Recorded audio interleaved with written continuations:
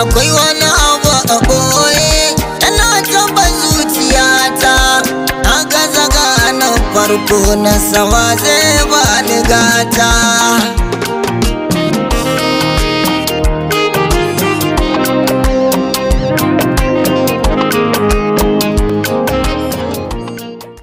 Kamar da kuke gani a ci gaba da wannan muzahara da ake gabatarwa a yau a wannan gari na Kazaure, muna bi guri-guri muna tattaunawa da jama'a.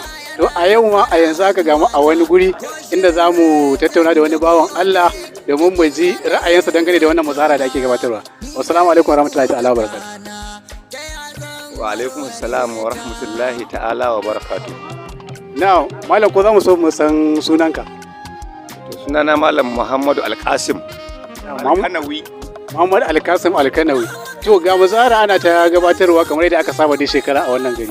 Me za ka iya cewa dangane da wannan muzahara da ake gabatarwa? To kana man tambaya a matsayina nawa? A matsayinka na wanda ka fito kake kallo muke so ka mana bayani. To ya danganta. Ka same ni a bakin aiki na a ofis dina. To gaskiya ne baka yi laifi ba da kace ina kallo. Zan iya fahimta kace amma a hakan ma zan iya bayani. Ina muku farin ciki, ina ma dukkaninmu farin ciki. Duba da kuna zagaye don farin ciki na haifuwar manzo Allah sallallahu alaihi wasallam. Ni ma ina farin ciki kamar da kuke farin ciki. A kun burge ni. Allah ya ba ku ladar da ke ciki. Idan da kuskure kuma Allah ka yafe mana gaba daya. Ko wani kira za ka yi ga sauran al'umma waɗanda su ba su yadda ma da a fito a yaɗin ba, wanda ko kallon ma ba za su zo ban ko fito ma za ga wasu suna zagi wasu kuma suna faɗin baƙaƙen maganganu, me za ka ce a gare su? To kira dai wani abu ne, ita gaskiya ai a bayyane take, domin wanda ake murnar dan shi ya faɗi daidai kuma ya faɗi rashin daidai. Haka wanda ya san daidai ya sani sai ya gyara, wanda kuma ya san daidai ya take ya san makomarsa.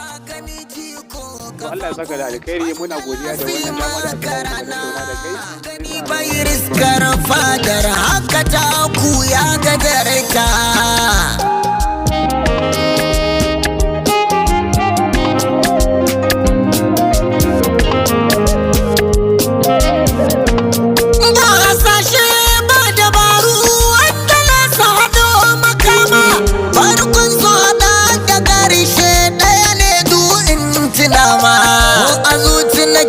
Tunani san jini ina ta girma dan abin ya girma karfi na kira kun zuciyata.